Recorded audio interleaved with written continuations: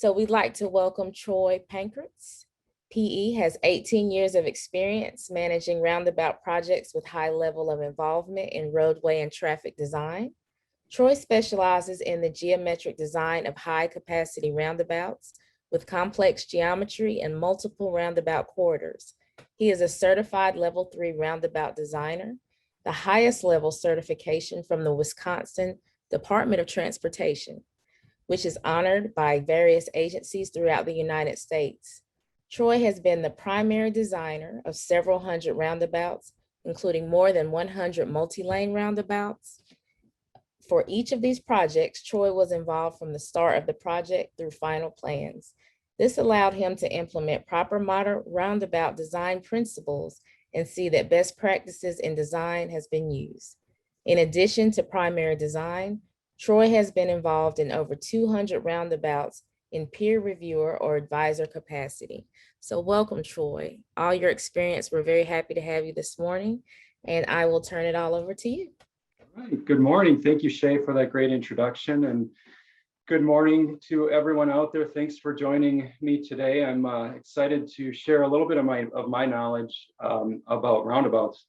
So the presentation today, the topic is roundabout design checks and what to look for when reviewing a roundabout. So really my goal here is to help you understand some of the things to look for if a roundabout project comes across your desk, whether or not you're the primary designer. Oftentimes we see or are exposed to some proposed roundabouts, and so I'm going to try to help you understand some of the things to look for when you come across roundabout designs. So just a little bit more about my background to help you understand kind of where I'm coming from today. So further to Shay's introduction, I've designed several hundred roundabouts all over the country and as well as Canada. Proficient in almost all of the roundabout analysis software packages. I've been on the development team for several state DOTs roundabout programs and have helped write several roundabout guides. I have been part of the public engagement process for many complicated roundabout projects and have helped convince public stakeholders about the benefits of roundabouts. And one thing I also like to talk about is roundabout rehabilitation. So I've been involved in some improving some roundabouts that have been failing or have not been operating as well as they could. That has really allowed me to study how drivers use roundabouts and been able to develop improvement methods for those operating roundabouts. So overview for today's presentation, our learning objectives. I want to help you recognize key principles of roundabout design. We'll look at distinguishing characteristics of well-designed roundabouts. And then I want to help you understand the impact of roundabout design deficiencies. And then I'll also point out some of the documentation that should be provided if you are reviewing a roundabout or exposed to a roundabout design, just really helping you understand some of the questions that you should be asking as you're evaluating designs. So before we really get into the roundabout review elements, I want to just give an introduction into roundabout design and spend a few minutes just discussing design and feasibility. So as most of you know, I'm sure roundabout design is holistic, and there really are not any standard templates. Every intersection is different, has different traffic volumes. It may have different constraints, different skewed approach alignments. And changing one of these design parameters is going to impact multiple principles. So it's very important to balance our design and make it fit each location. As I mentioned earlier, I've designed several hundred roundabouts, and no two roundabouts are the same. You can't just pick out a template and apply it to the intersection. Each each intersection needs deep thought, design, and balancing. And there really are no cookie cutter designs. No two are the same. So one of the great things about roundabouts when compared to our traditional intersections is that they provide a lot of flexibility. So we can fit our roundabout designs to match the objectives of the project and the design conditions. So what you'll notice is that a roundabout that's designed to accommodate a high volume of large trucks and high traffic volumes is going to have a different look and feel than a lower speed, lower volume roundabout that's intended to accommodate many pedestrians. And a designer has the ability to choose to sacrifice one of these parameters in order to fit the site conditions and to favor one of the other design parameters. So the balance really comes down to cost, safety, and operational performance. And we use our engineering judgment to balance these objectives and provide the appropriate trade-off for that particular intersection. So roundabout design, we've got design guides out there that help us understand the fundamentals. They help us, they give us the foundation of roundabout design. There's the federal guide. Most state DOTs have guidance. This really all stems from the British and the Australian guides. And all of that is really based in research. So it's important to understand the guidelines and the foundation. But with roundabouts, there's a really large component that's we call the think zone. So this is where the designer has the ability to balance the needs of the project with achieving these roundabout design principles, and really using our engineering judgment and our experience to provide the best design possible. That's personally what I love about roundabout design, is the challenge of being able to apply the principles in a way that, as a designer, I feel is the best fit. So this is an overview of the roundabout design process. So from left to right and then down the page is the steps that we go through, really for any project, but specifically for a roundabout intersection. There's an iterative aspect of it. So as we start with scoping a project, we've determined that a roundabout is the proper intersection alternative. We start with sketching and we go through some of the detailed design checks and evaluations, such as accommodating the design vehicle, the fastest paths, and then understanding the impacts to the property around the intersection. And it's pretty rare that we get the most optimal balance on our first try. So that's where this iteration step really takes place, is that we need to go through the sketching process and optimize our design to meet all of the needs of the project. And then it's not until we have that optimal design that we would move forward with the next stage of design, the final horizontal layout, and then we start looking at the vertical design, such as profiles, drainage, cross sections, and things like that. So just stressing that iterative aspect of design. And so what is acceptable? So with a roundabout design, I've talked a lot about flexibility and us using our engineering judgment. So it's really important that we balance. So we balance our speed paths, we look at our entry angles, and we need to accommodate our design vehicle.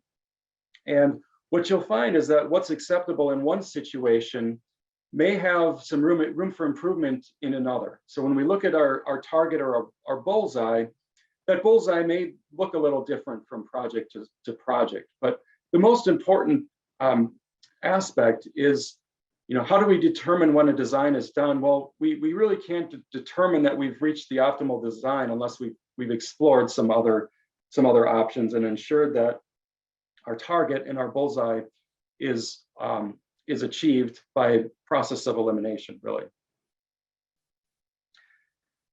And then moving on, we always want to make sure that we're implementing roundabouts in a suitable location. And this is really important to the industry and to the further implementation of roundabouts, is making sure that we don't use roundabouts in the wrong way or in the wrong application. And so that really starts with conducting a feasibility study. And this can be a very simple process, or it can be a very involved process. But it really goes to the point I'm making about optimization and sketching and evaluation. So what's shown on the screen is a project in interchange where we've compared two different intersection alternatives. In this case, I'm only sharing roundabout alternatives, but of course there would be other alternatives: a standard diamond, a diverging diamond, and potentially others. But it's important to make sure that we're evaluating all of the options. In this case, we've got two roundabout alternatives: a single roundabout at the interchange with some large long structures over the top, and then a more standard diamond interchange with three roundabouts, more of a traditional layout. And when we go through the development of these alternatives, it allows us to conduct a quantitative analysis to evaluate the purpose and need of the project against the options that we have to improve it, context, safety, and making sure that we're providing the best value for the investment. And in this case, the project that was constructed was the three roundabout alternative. And this early feasibility process really allowed us to be able to go to our public stakeholders and convince them that what we were implementing was truly the best alternative, because we were able to back that up with the comparative study that we've done. So moving on to conceptual alternative development, I'll walk you through a project here, the very early stages of development. This is another interchange project, very tight urban interchange. You can see a close access road on the left side of the screen, many access points very, very close to this interchange. And what's shown on the screen are just some early stick drawings of options that we had. This was a very early game where we began our design exploration, our brainstorming of alternatives in order to take us to the next step of design. And you can see, again, roundabouts provide us a lot of flexibility. We can accommodate more than just 4 legs at a roundabout, 5, 6 legs, and we can oftentimes space our roundabouts very closely together to provide that access that's needed very close to the interchange. So the next step in the upper left-hand corner is a more refined design where we're taking those concepts and we're, we have eliminated some that we know just wouldn't work at the stick drawing stage, but we've selected a few and we've done more of a detailed design so that we can understand the impacts to property. We're starting to get an understanding of cost. And then in the bottom left-hand corner of the screen is a summary of the analysis. So this is our queuing summary of approach queues, both AM and PM, making sure that our operations work within the footprint. So when we have tightly spaced roundabouts, we would need to make sure that the queues do not extend into the upstream roundabout. We want to make sure that our queues don't block any adjacent access points to the access to businesses or the frontage road. And really looking to balance those impacts. And then in the bottom right-hand corner of the screen is what was finally constructed. You can see it's a variation of that early design, but this was the optimal design, and ultimately is what was constructed. So that's just kind of a summary of an example design process from concept stage all the way through construction. And then here's another example, very early on. This is a very preliminary layout of a 5-legged intersection challenge, and this was the first layout. And looking at this as a brainstorm, so there's some things that we don't like about it. The fifth leg coming in on the northern side of the circle there, a bit challenging for drivers, maybe a bit confusing for drivers to use. So looked at an improvement to that initial alternative, and looked at a pair of roundabouts, a mini roundabout to accommodate some of the side street traffic and make it a little bit more conventional, and then allowing the major street roundabout to be more of a standard 4-leg design. And then looking at that design, there's some things we don't like about that as well, the complexity of that mini roundabout. So developing another alternative where we remove that side street and allow it to intersect the major roadway as a limited access movement. So in this case, no left turns allowed out of the side street, but full mobility is provided through a U-turn at the roundabout. So again, just a demonstration of some of the exploration that we go through in the early stages of a roundabout concept, again, to ensure that our design and our project provides the best and optimal layout for the long term. Okay, so moving on to roundabout design principles. This is really where we get into what to look for when reviewing a roundabout. So seven major principles kind of pulled out of various manuals, but the first principle is to provide adequate vehicle capacity and laneage. So making sure that our design provides the number of lanes necessary to accommodate the traffic. The most important geometric element is maintaining speed control and speed consistency. So that's the foundation of roundabouts. It's the foundation of why they are superior in safety benefits.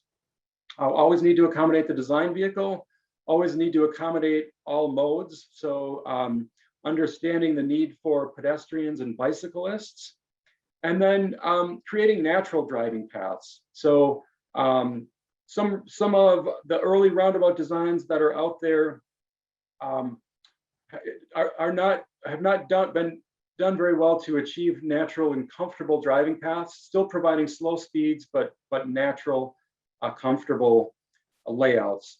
And then sight distance and visibility is important as always, and then also achieving positive guidance, and that really goes to signing, marking, and the driver instruction, so that drivers can get to their destination without much challenge. And so all of these roundabout design principles can really be packaged up into a roundabout documentation package. So if you're a reviewer, this is something that you can ask for from your designer. If you're a designer, you can develop this to help you understand the balance and understand that you're achieving all of the roundabout design principles. So again, this can be a very simple design documentation package, or it can be very complex. Really needs to fit the level of complexity of your project. So starting off with the first design principle, we're talking about capacity and lane configuration and safety. So just like any other roadway project, it's important that we don't over design, that we want to provide the minimum number of lanes that we need to accommodate the traffic volumes for the life of the project. So we, as with any investment, we want to maximize that longevity of the project, but we also want to promote the safety for the life of the project. So sometimes that means that we don't, at opening day, that we may not have a level of service A, that we may decide that a little bit of congestion during the peak hour is okay in order to favor that safety aspect. So the chart at the bottom of the screen is some crash modification factors that have been researched, and I've summarized them here, but the main point is that when we look at a single lane roundabout versus a multi-lane roundabout, with a single lane roundabout, we generally get around a 35% crash reduction for all crashes. But when we compare that to a multi-lane roundabout, multi-lane roundabouts don't do as well for all crashes. They tend to do better in reducing the severe crashes, but multi-lane roundabouts tend to have more fender benders, more side swipes, and more of the multi-vehicle accidents within the circulating roadway than a single lane roundabout would. So the point being that we don't want to over-design, and we want to make sure that we're providing a safe environment for all vehicles. However, roundabouts do always perform better than comparable signalized alternative in terms of safety. So here's an example of how we might overcome the challenge of balancing the operations with safety. So here's a project that was constructed in a highly developing area. On opening day, we only needed a 2-lane design, but within the 20-year design life, our traffic projections were telling us that we would need to expand to a 3-lane design. So this roundabout was designed as a 3-lane, but only built as a 2-lane roundabout. And on the graphic on the right, you can see where those additional lanes can be added in the future. It's all really to the interior of the footprint. So as we built this roundabout, we were able to set the right-of-way in the ultimate location and provide larger medians, larger central islands in order to accommodate that expansion without a major new investment. And it also allowed us to provide the flexibility so that if those traffic volumes aren't realized as we think they're going to be in 20 years, we can pick and choose which which approaches need to be expanded, and again, really maximizing the safety benefits of the more minimalistic design over that 20-year or more design life. And then just summarizing here, a capacity analysis, again, getting to the point of do not overbuild. So in this case, we've got a summary of the operations. On the left side is our initial construction, and you can see on opening day during our peak hours, we're looking at a level of service C. But in the future, when we expand the roundabout and we build out to accommodate all of the additional projected growth, then we actually see an improvement, and we see a level of service of B as the roundabout is expanded for additional traffic. But again, reiterating that over the lifespan of that roundabout, we've provided a safe environment with the minimal number of lanes to provide adequate operations. So the other thing about laneage, lane balance, and capacity is that we need to make sure that we provide appropriate lane balance and lane continuity. So what's shown on the screen is a complex roundabout with multi-lanes. You can see 6 legs here, different traffic patterns. So we need to go beyond just determining what the lane needs are at each entry. We need to make sure we're tracing through those movements, making sure that we're providing the appropriate signage and marking so that drivers can get to their destination, and making sure that the design really fits the peak hour volume movements, and making sure that we reevaluate. And oftentimes when we are dealing with multi-lane roundabouts with dual left turn lanes, we need to build in spiral geometry. So here's just an example of how that spiral geometry works. In this case, our north leg, or our southbound approach, requires a dual left turn lane. And so we need to make sure that our westbound left turn movement is spiraled out and that they're not trapped within that inner left turn lane. And that we do that through spiral geometry, so raised curbs that will spiral our traffic movements outward and into the correct lane. What we've learned through research is that pavement marking itself does a poor job of moving traffic or spiraling traffic. So in most cases, we want to achieve those spirals through raised curb design. And then this is just a photograph of what that looks like in reality, with the spiral built in to move traffic to the outer lane.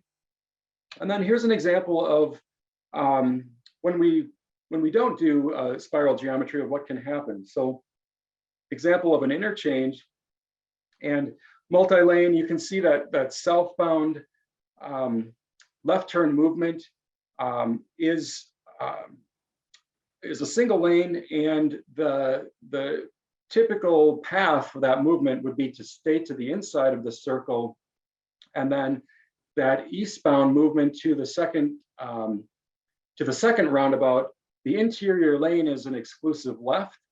So that driver is really, you can see, forced to do a U-turn at this interchange unless they make a lane change somewhere through that path.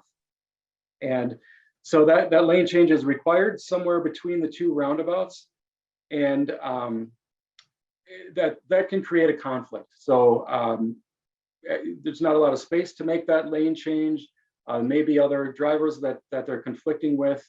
And so in summary, this design really should have a spiral design on that left roundabout in order to push that traffic out to the outside lane to make their through movement. So we know, or we can, intuition would tell us that most drivers that are coming off the interstate highway would really want to continue eastbound rather than make that U-turn. All right, so then moving on to fastest paths. So deflection, a very elementary principle of roundabout design. Again, really the reason why roundabouts do operate so safely is that they force traffic to slow down to a reasonable speed of operation. And that's achieved through deflection. That the central island and the arrangement of our approaches forces our traffic to slow to roughly between 20 to 30 miles per hour. And on the right-hand photograph here, you can see an aerial view of a well-designed roundabout with gentle deflection. You can see that as we look down the approaching roadway, our path is deflected gently around the central island. And you can just tell by looking at it that the speed control is there, and reasonable geometry enforces that speed control. So when we measure our fastest path speeds, there's a detailed process for that in the design manuals, but it essentially consists of drawing a spline through the fastest path that a vehicle would drive, shying away from the curbs, the raised curbs, and then we measure the tightest radii along that path. Most critical is the R1 value, which is at the entry, and that value for a single lane should be in the range of 20 to 25 miles per hour. For a multi-lane is a little faster, up to 30 miles per hour. But again, the most fundamental principle of roundabout designs is the fastest path speed. And then here's a video just demonstrating that when we look at our fastest paths, we really ignore the pavement markings. And you can see in a condition where the other traffic is absent, so when a driver has the roundabout without traffic, they tend to drive that fastest path. They'll cross over lane markings and travel through the roundabout as our theoretical fastest path has been drawn, and that's okay. That's all part of our design. When there is congestion and traffic around, then traffic does tend to stay within the lanes, and our fastest paths are actually even slower than what our measured values would be. So here's an example of kind of a spot the flaws. So what's wrong with this intersection? I've got a few of these slides throughout the presentation, and if you'd like to weigh in, feel free to use the chat function and type in what you think is wrong with this particular layout. Seeing an answer here, no deflection, and that's exactly right. So this was a early project that was retrofit, roundabout that was implemented at the intersection, at a standard conventional intersection, and pavement marking was really used to try to slow the speeds. We know that that's not functional, and that in the absence of traffic, the drivers are going to cross over pavement marking and drive this at a fast speed. But yeah, kind of an extreme example of very little deflection, or no deflection whatsoever. So something that we'd want to avoid. And then here's another example of a fastest path, and this is looking down the entry of a roundabout, and you can really see that it's a pretty straight movement from entry all the way through to exit, and you see the driver is actually driving that. So that the green minivan really proceeds right through that fastest path, and ignores the pavement markings, and you know, we don't achieve the operating speeds that we would like to for this design. And I'll talk a little bit more about this example when we get to path overlap in a few minutes as well. So here's another spot the flaws. So feel free to weigh in the chat function if you see what's wrong with this layout, but should be pretty apparent that we rely on our curbs, our raised curbs, our barrier face curbs to channel our traffic. And in this case, the outside curb was not placed, and you can see that drivers are over tracking outside of the pavement, causing damage to that infrastructure, and really not achieving the desired speed paths that we would want. And then design details. So here's a photograph of a roundabout with a central island, the truck apron that has very little raise to it. So just a very gentle curb with a very flat truck apron. And you can see that even a small vehicle feels comfortable mounting that apron. And we're not able to achieve that fastest path movement that we really intended in our design when we're looking at a design layout of that fastest path. So it's important that we consider our design details and that we are using the appropriate curb type. For a central island, we're generally looking at either a 3-inch or a 4-inch rise over a gentle slope to deter traffic from mounting the apron. And then also going on with fastest path speeds is consistency. So not only do we want slow speeds, but we want consistent speeds. And that's really where the safety benefits of roundabouts are realized, is when all traffic speeds are operating at a very similar speed. And the maximum differential that we really want to achieve is about 10 to 15 miles per hour. That allows our traffic to interact very safely and appropriately, and provides that safe condition. So in comparison, if you consider a signalized intersection, a high-speed signalized intersection, you have some traffic that's traveling at, say, 45 miles per hour in comparison to some traffic that's stopped. And when crashes occur with that highly variable speed, that's when we have the very severe conditions. So again, the benefits of roundabouts are achieved when we maintain that minimal speed differential between movements. And then Also important to consider is our gradual speed reduction. So when we are implementing a roundabout on a high-speed roadway, we want to provide approach geometry that helps the driver to understand that they need to slow their speed, that the condition is changing, that there's a roundabout ahead. And so on the left-hand side of the screen is a graphic that explains how or displays how that gradual speed reduction should be achieved. And that's through the use of radii that decrease in size as we get closer and closer to the yield line of the roundabout. And that provides that gentle speed reduction as traffic moves closer to the roundabout. It's clear to them that they need to slow their speed.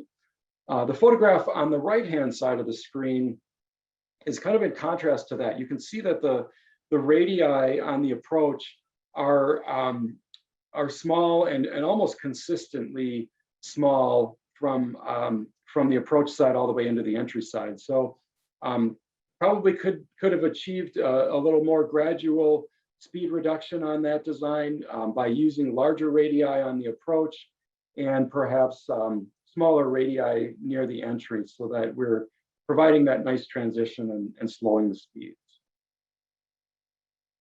And then accommodation of the design vehicles. So obviously with any project, we want to make sure we're accommodating the design vehicle, making sure that we understand what the design vehicle is, understand the context of the roundabout. So what design vehicles need to use the intersection? Are there some special trucks or larger size loads that need to routinely travel through the intersection? And then using our truck templates to test those vehicles through all the movements and making sure that they fit within the curved geometry.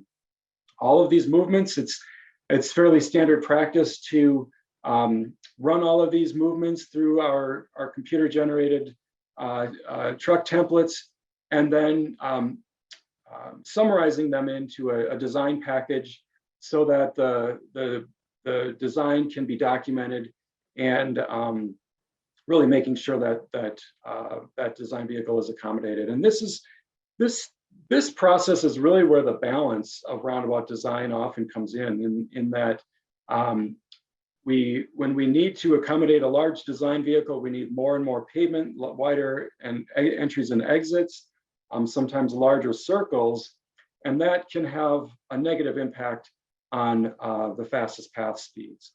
So again, going through this process of the design vehicle accommodation and the fastest path speeds allows us to understand that balance between those two competing objectives.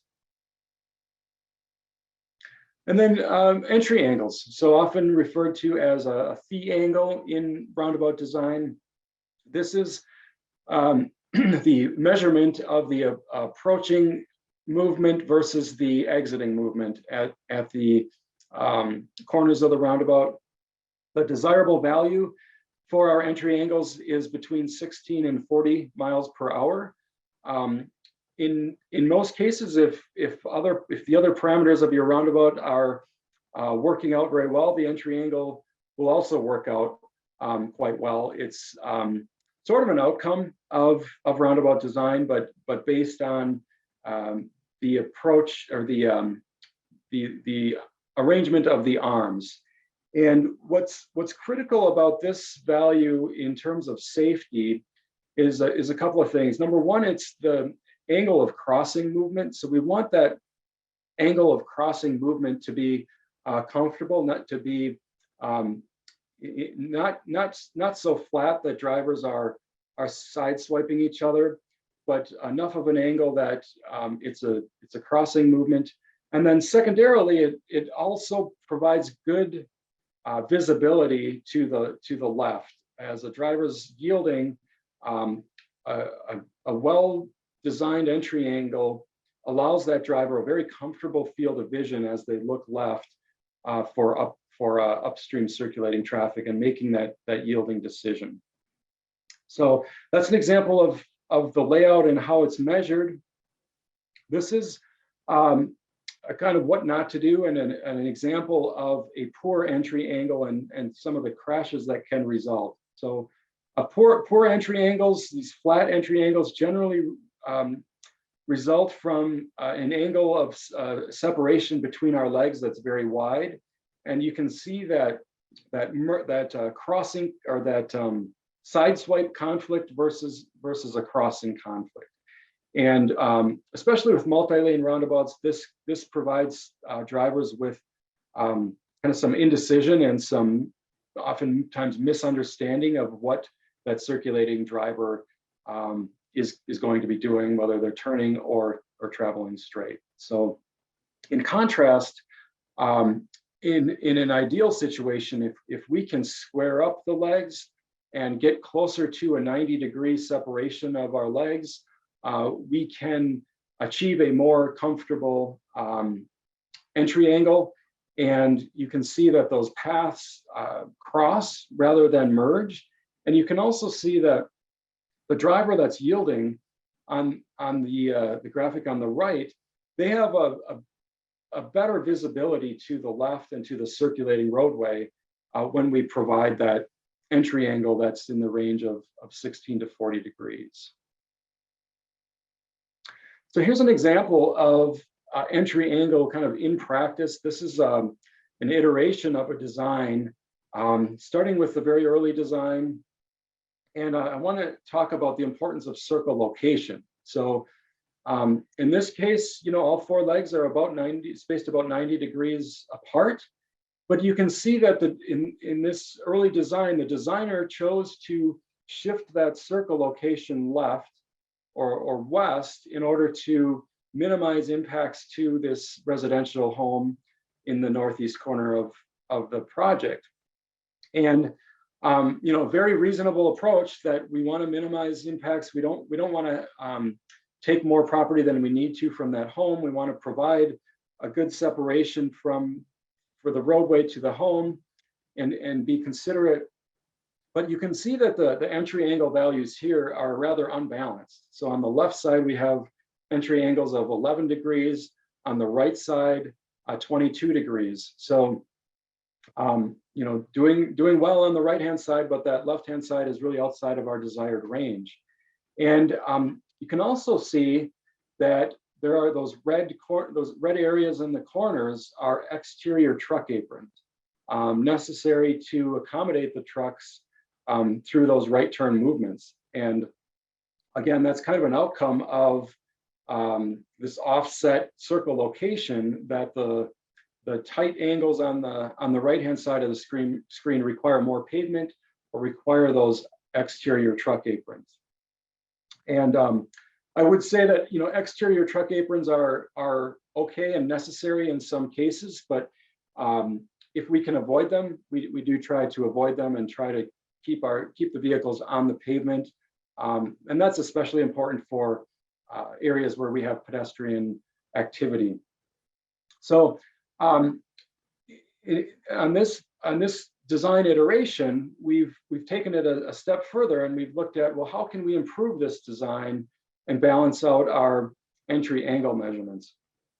So we've shifted the circle just 12.5 feet to the east, and we see those entry angles come into compliance and a better balance. And also point out that we've been able to achieve the same offset from that residential home as we had in the previous design, but by adjusting our geometry and moving our circle ever so slightly, we've been able to achieve a better balance. So really important that we go through the design iterations, the exploration of our design space to make sure that we're putting the circle in a location that balances those objectives. And then also pointing out that those exterior truck aprons that were shown on the previous slide have been able to be eliminated because we've put the circle in a location that squares up the geometry as best we can and keeps our trucks on the pavement without the use of exterior truck aprons or truck blisters. And again, in this case, our entry angles are ranging from 17 degrees to 24 degrees within that range of desirable values. And then moving on to path overlap, this comes into play only on multi-lane entries, but this goes to providing clear guidance to the driver to indicate to them which lane they should be traveling in as they travel through the roundabout, and a surrogate to understand whether we have good path overlap is to measure the tangent between curves on entry and exit. And that tangent, as shown in the red lines here, should be between 26 and 40 feet in length. If we have that value, then we have good and reasonable path overlap. An example of a poor path overlap, what that looks like, this is the same roundabout from the video that was shown earlier with the fastest path speed. This, you can see that right lane on entry is really directed into the center lane of the circulating roadway. And that can create a conflict if a driver chooses to adhere to that pavement marking guidance. It can create a conflict with lane crossing or two vehicles kind of crossing the movement there in the middle of the roundabout. So you can see in this case we don't have a tangent. You can just visualize that we don't have a tangent between the pavement marking on the approach and the circulating roadway. And then here's another example of what a reasonable path overlap measurement would look like. We've got that approximately 40-foot length of line, and the vehicles in this case, as they're yielding and approaching into the roundabout, they have very clear direction to stay in their lane on the approach. And then visibility. So our arrangement of geometry is important to provide that good visibility upstream of the approaching roadway. We need to be able to see the circulating roadway as well as the next upstream approach. And this is an example of severe visibility to the left. You can see that driver that's yielding at the yield line needing to look very far over their shoulder, probably looking through the B pillar of their vehicle in order to make the determination as to whether there's a vehicle approaching or not. But in contrast, we can make a slight shift to that approach geometry, rotate that approach counterclockwise, and that really opens up that angle of visibility. Now it's a much more comfortable angle looking left, and that driver can see and make that determination without really straining themselves to make that determination. And then here's an example of that kind of in practice, a ground photo of what that looks like. This is a complicated design, 6 legs. And anytime you add more legs to an intersection, you're decreasing that angle between legs. And the graphic of the camera here shows where the photo is taken from, but this approaching driver needs to look upstream across this. There's a structure, an overpass structure there with a pedestrian railing and a bridge parapet. And really what I want to point out here is sometimes you have to make sacrifices. So again, weren't able to achieve the full desirable design and sight distance upstream, but we've mitigated that with that see-through railing and a lower parapet on the end of the structure, so that we're doing the best we can.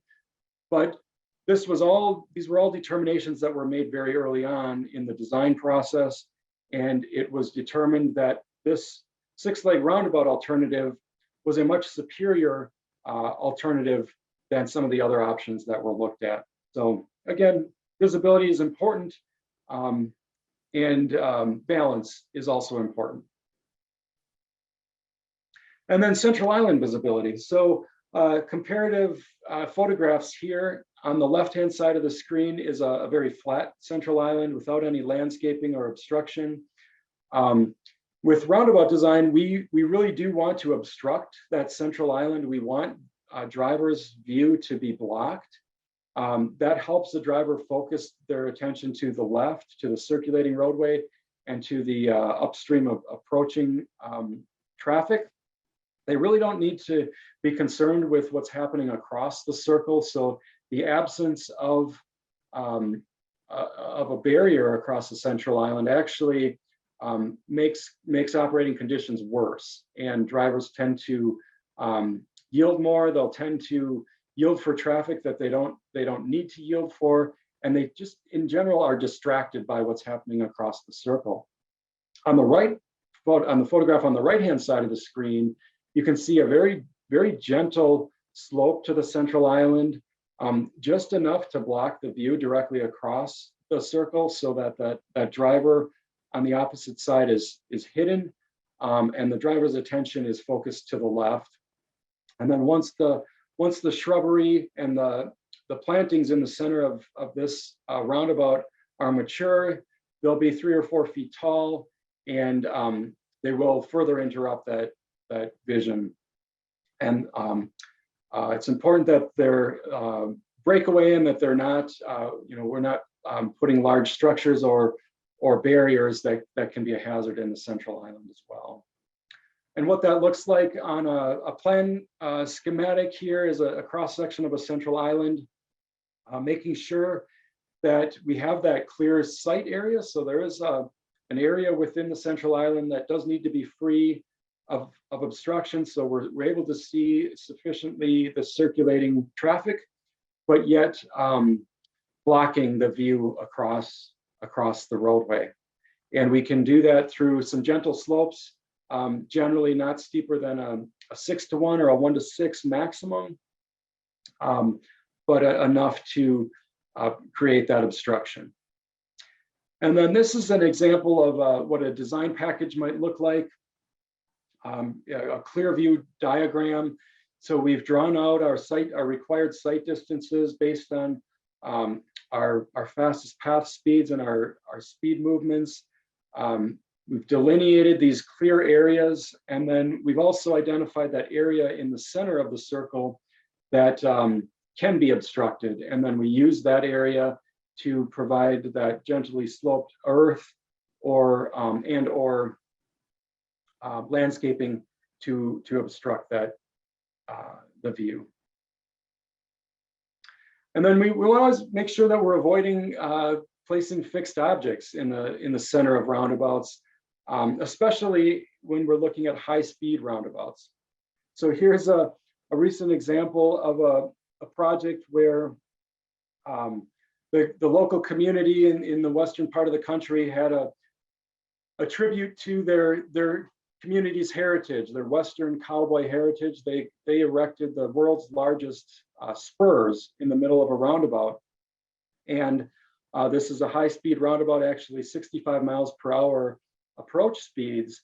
And one late evening, a driver, we can assume, fell asleep at the wheel of this tractor trailer, missed the approaching cues of the roundabout and ended up crashing into the central island, got the truck lodged into the world's largest spurs, and unfortunately destroyed that monument. But the driver was okay in this case, but imagine if that was a smaller vehicle, it could have been a fatality. So really want to be conscious and considerate of the speed environment and what can happen when we have an impaired driver that crashes.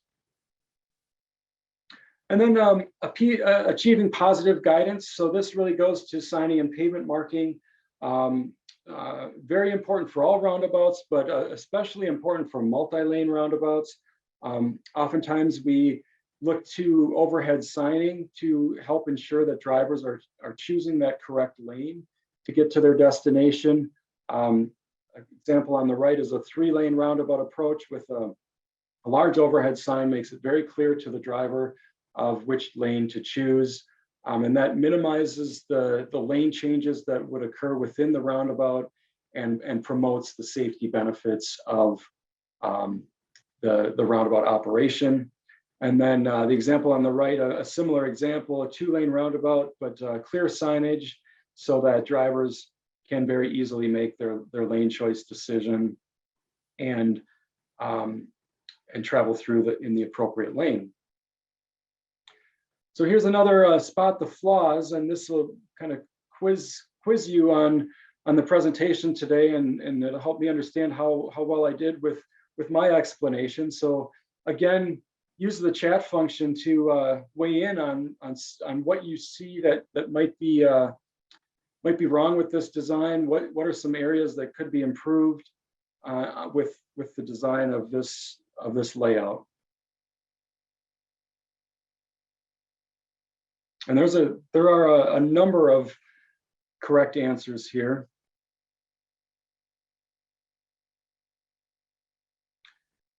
So I'm seeing angle of entry. Absolutely. So we've got a poor angle of entry on that northbound approach, as well as the eastbound approach. So if you look at the driver, that would be right here. Looking left, they've got a pretty severe angle over their right shoulder to see that approaching traffic. Same for the driver over here, pretty severe angle left. This right lane is pushed very far out in front to see that approaching traffic. Leg separation for rights is another answer I'm seeing here. So in that case, we've got what you might be seeing is that this right turning lane is really not channelized very well. A driver in this right turn lane can very easily enter the circle here. So generally what we try to do when we have an exclusive right turn lane like this is we try to point that geometry so that they're kind of pointed at the downstream central island. And that just helps with the forcing that right turn lane and helps prevent them from the conflicts within the circle.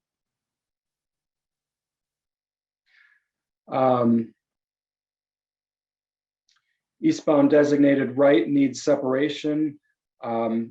Yes, again, kind of the same point that I was getting at is that separating that right lane sometimes through the use of a raised island can really help to separate that right.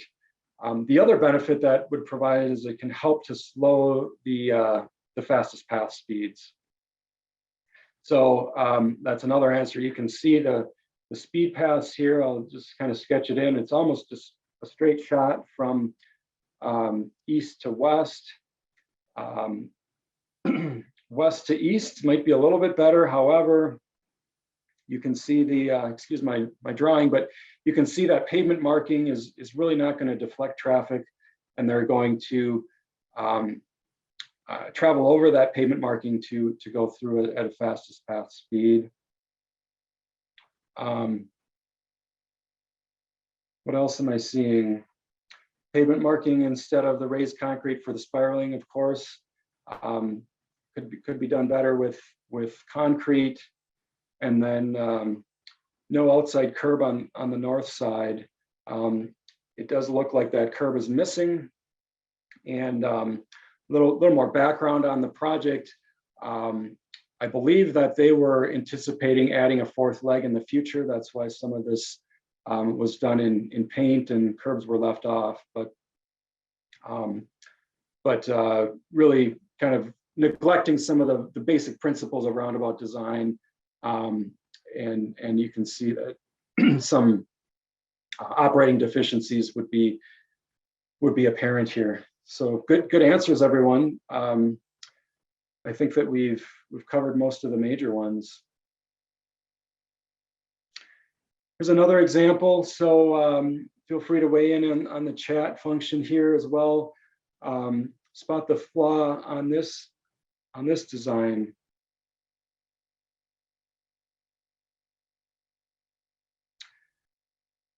This case might be a little more difficult to see, but it's really the fastest path speed on this right turning movement is quite fast, and you know, could have been done better. And it's always easy to critique these when we see them after construction. We don't always understand what the constraints were in the design process, but my intuition would tell me that there was probably a little bit more space to move this circle to the west.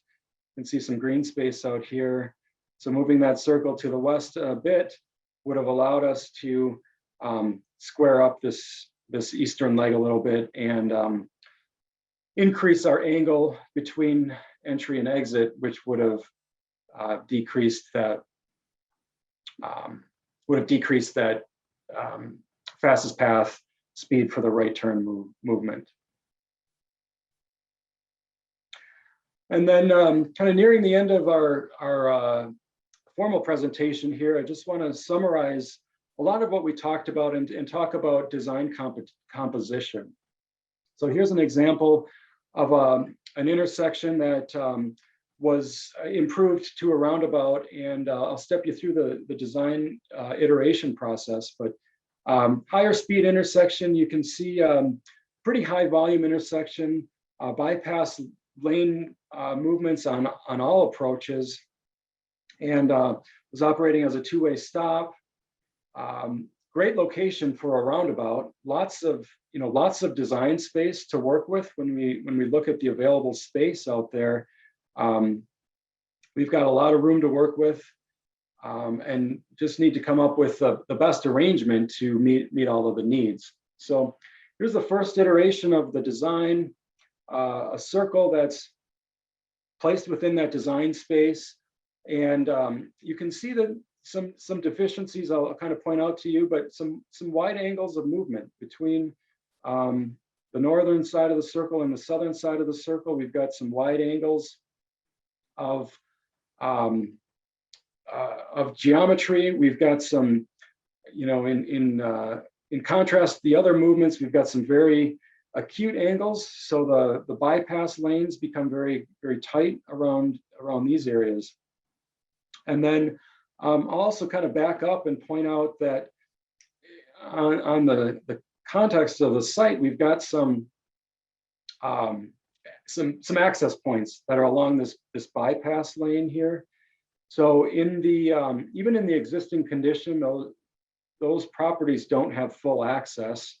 And in our first iteration of design, that bypass lane is maintained and really restricts the access to those properties.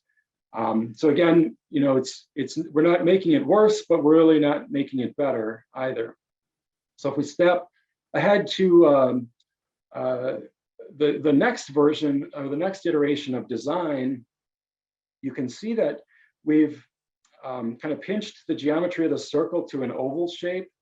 That'll helps allow us to square up those entries. We've got more of a defined entry angle on those north and south sides, and we've also improved our speed control through the geometry, and then also we were able to square up the bypass lane in this direction as well. So giving that driver a good angle of visibility to the left by improving the geometry. And you'll also see we kind of rotated some of the approaches in order to achieve those fastest path speeds that we need to.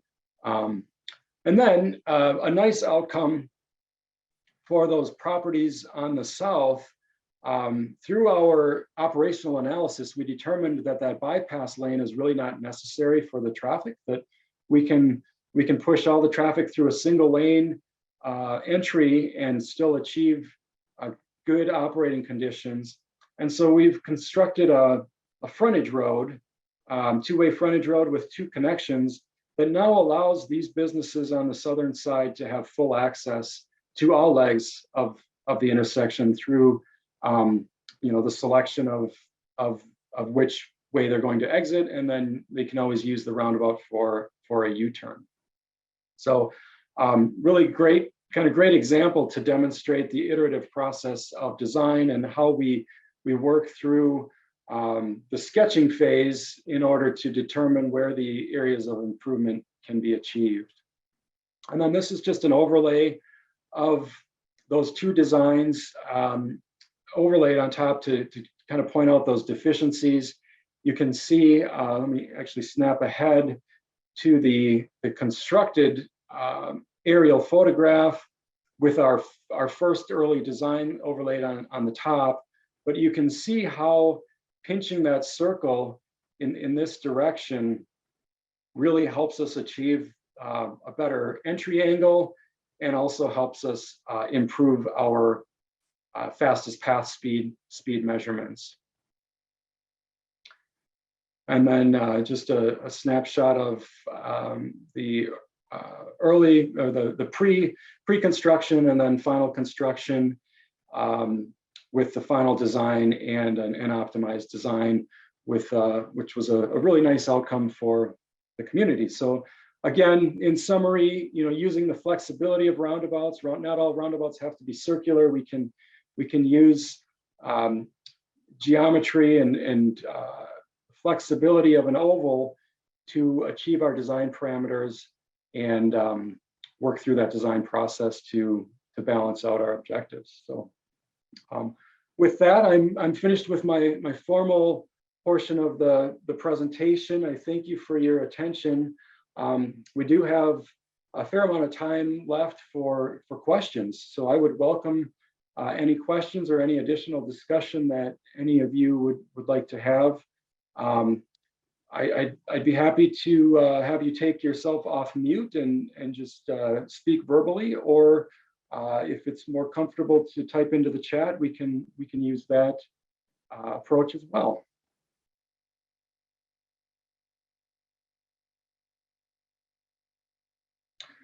All right, from Mr. Atone, have you worked on a peanut roundabout, and what are some of the unique features, reasons for implementing those?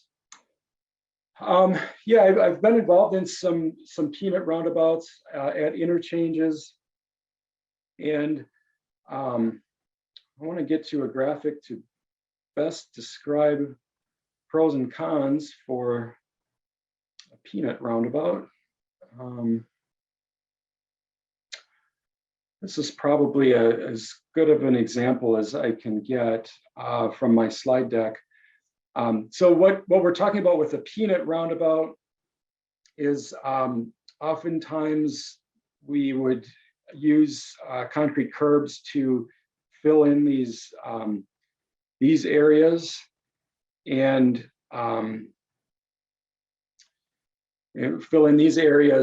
basically make the entire portion of an interchange a raised island. And there are several designs in the country that are like this. There's some pros and cons. One of the pros is that it allows us to move our circles closer together. So if you can visualize, without the need to have that circulating roadway there, we can pinch these roundabout locations closer to the overpass. Some of the downsides, though, are that this driver that's heading westbound, they don't need to yield because there's not a circulating movement here. Same for this direction. These drivers have a free flow condition. And a couple of things with that, it kind of provides some inconsistency. So we know our drivers are generally repeat drivers. They drive these roundabouts in all different directions, depending on what part of the day they're using the intersection. And it creates some inconsistency. So when there's not a yield condition on this approach, but there is on the other approaches, it can create inconsistency. Drivers sometimes may have some confusion over it. The other downside is that this movement being the eastbound movement being a free flow movement, it creates less gaps for the traffic coming off of the ramp. So, which decreases the performance, the operational performance of these ramps. It can lead to some concerns about queuing. So if we have a steady stream of traffic going through the interchange, making it difficult for that ramp traffic to find a gap, that can lead to some longer queues, which could be a concern to back traffic up onto the divided roadway. So those are some of the unique features, pros and cons for peanut roundabouts. All right, the next question, are there any rule of thumb warrants for roundabout applications to show volumes and crash history when they are most likely appropriate?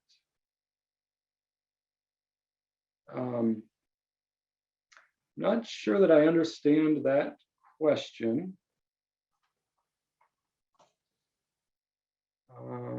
Looks like that's from Ems Baskin.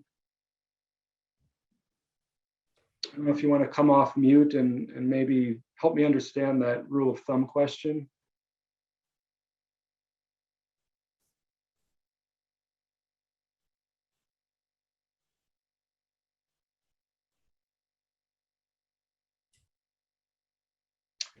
Maybe you can't get off mute, but I'll try to answer it as best I can. Capacity, rule of thumb for capacity of a roundabout. Oh, I hear someone weighing in, perhaps. Yeah, are you there? Yes, I can hear you. Yeah, I was simply asking if there are any warrants for when to use a roundabout as opposed to a signal or opposed to a four-way stop that would give volume, rules of thumb basically to show you when they would be most appropriate, and crash history, related to that as well. Sure. Okay. Yeah. Thank you for the question. So a rule of thumb that we use so that we can kind of do a quick evaluation without going deep into a capacity analysis software is we look at the combination of entering volume and circulating volume. So you can take your peak hour volumes and basically add all of the volume on one approach and add it to the volume that's circulating past that approach. And the limits for a single lane entry are about 1,300. So what I'm talking about would be take all the volume entering there and all the volume that would circulate past that in a peak hour. And in order for a single lane to operate adequately, that volume should not exceed 1,300. When you get a little further into design, there's a little more complexity than that, but I think that's a rule of thumb answer to your question. So I hope that helps.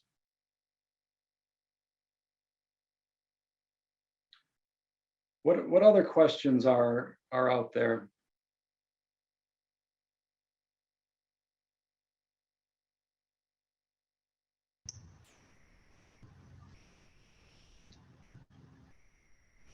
Good morning. This is Tim Jaminsky at SCDOT. Can you hear me all right?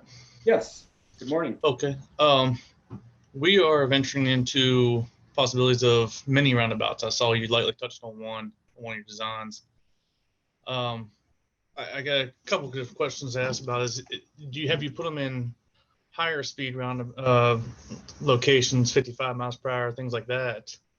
And with that, how do you get fastest paths down, still accommodate for 62s?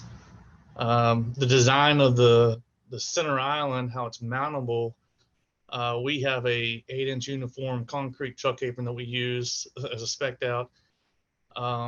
We've talked to materials lab where you say you can use asphalt. What are some of the things that you've seen done or used? Mhm. Yeah, so mini roundabouts becoming more and more popular in the U.S. They're very common overseas, and I wouldn't say that you can't use them in a high speed location. I think they have been used. They can be used in a high speed location, but I would I guess I would kind of go back to that feasibility stage and look at, is it possible to put in a more conventional roundabout with a raised island in that high-speed location? Because I think you're going to get better compliance with speed control. A mini roundabout, for anyone who's not familiar, has a central island that's fully mountable, and it's a small circle. So that fully mountable island is there to accommodate the design vehicle or the larger trucks that really need all of that space to make their left turns typically. So yeah, I want to be clear that there's flexibility and that I wouldn't rule it out, but I think in a high speed location, I would really want to explore the ability or the potential to put in the raised central island, if at all possible, because you're just going to get better speed compliance. So, is there an opportunity to make that circle just a little bit larger and accommodate that design vehicle with a truck apron? Trying to, Tim, were there some other points to that question that I missed? Well, it's still trying to get speed control. The smaller roundabout, you got a real fast path going through it. That's kind of a challenge to also, a lot of these places we're looking at maybe still accommodating a 62. So you still got to have a wide entry and exits for the truck to maneuver through. And then is the construction of the center, you want it to be mountable, and do you use OG or a slope face curve, or is it down flush to the ground, or what's some practices to use? Yeah, I've seen both. It kind of varies by agency. Like anything, we want to minimize our bid costs. So if we're introducing something that's very unfamiliar to the contractors in an area, they tend to increase their bid prices.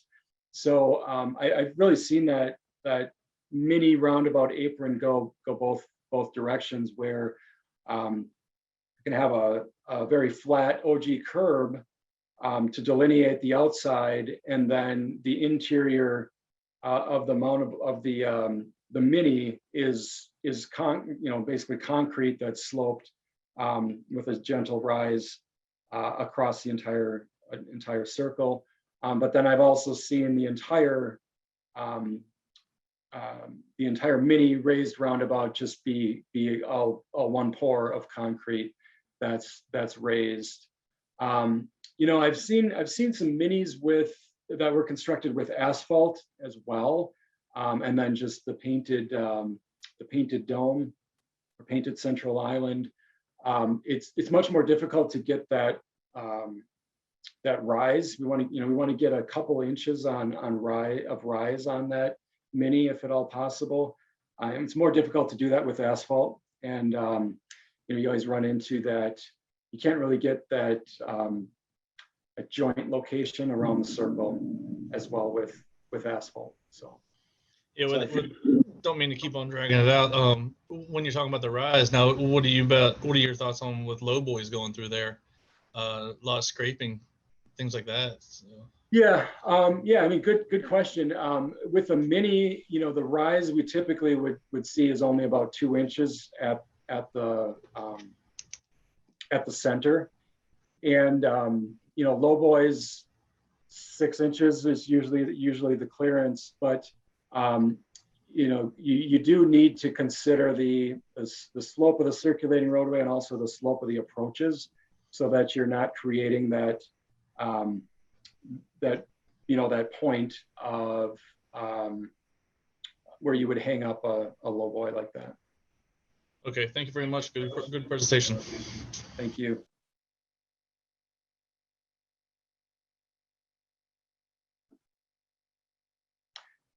What other questions are out there?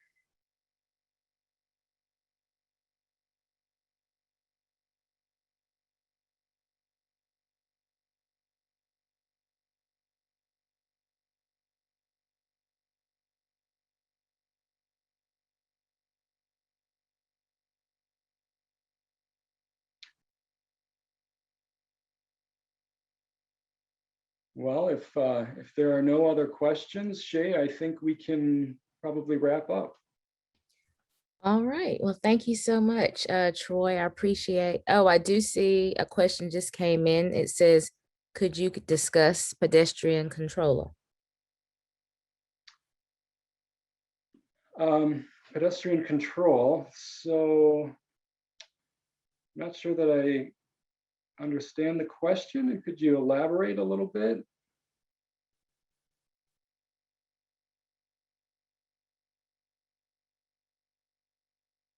Mr. Writer?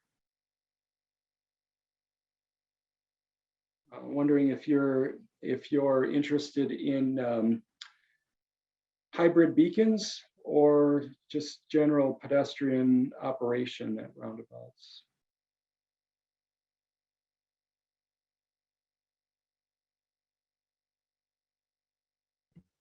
Crosswalks. You said crosswalks. Yeah, crosswalks. Yeah, so I'll try to answer as best I can. So the benefit of roundabouts is that we have a two-staged crossing for crosswalks. So we have this ped refuge in the median where pedestrians can cross one direction to travel at a time, gives them a safe place to stop and detect traffic from the opposing direction. In some high pedestrian crossing areas, we've put in hybrid beacons, either the RRFBs or Hawks, to help reinforce to the driver that that the crosswalk is there and necessary to yield to. So yeah, that's kind of how crosswalks work, pedestrians work.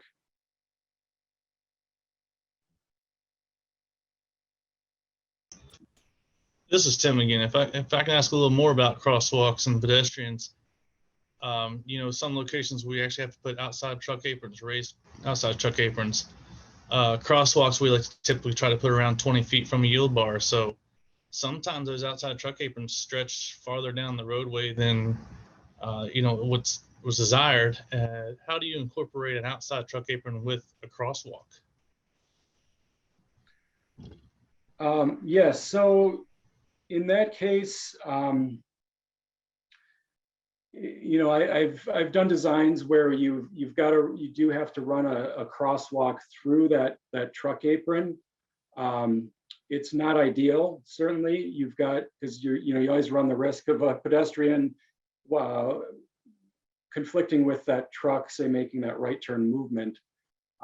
So in my experience, we put the detectable warning fields on the back side of that truck apron, so that the truck apron itself is considered part of the roadway space.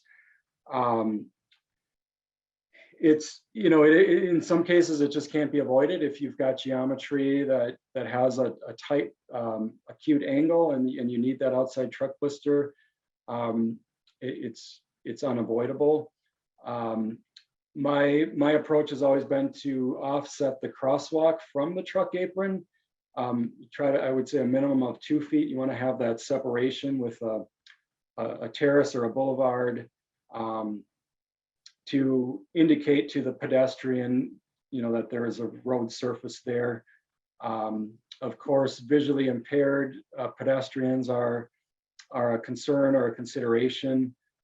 We always want to provide that offset at Roundabouts. It's part of the ProAg guidance in that because Roundabouts, it's much more difficult for a visually impaired person to detect which direction traffic's coming from. They really need to have that separation from the roadway, and then detectable warning fields at the crossings so that they can sense the need to yield and cross when it's clear. So yeah, Tim, I mean, sometimes it's just simply unavoidable. You've got to have that truck blister and or truck apron, and then it's just a matter of offsetting your crosswalk behind it, and then providing your detectable warning field on the back side of that truck apron as well. So do you make the truck apron ADA appliant, the slope of it? You do, yeah.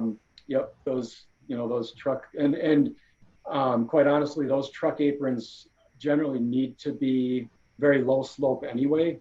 As you pointed out earlier, when we were talking about a low boy or a low clearance load, making that right turn, you really can't have much of a vertical rise in that apron, or you would hang up that truck. So yeah, my practice has always been to make that blister ADA compliant, because you essentially would have a crosswalk running through a portion of it.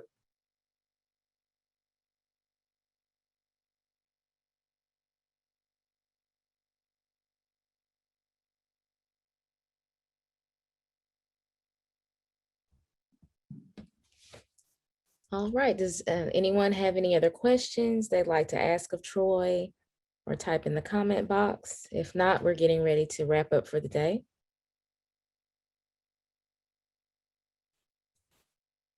All right, Troy, looks like you did a great job. You don't have many questions.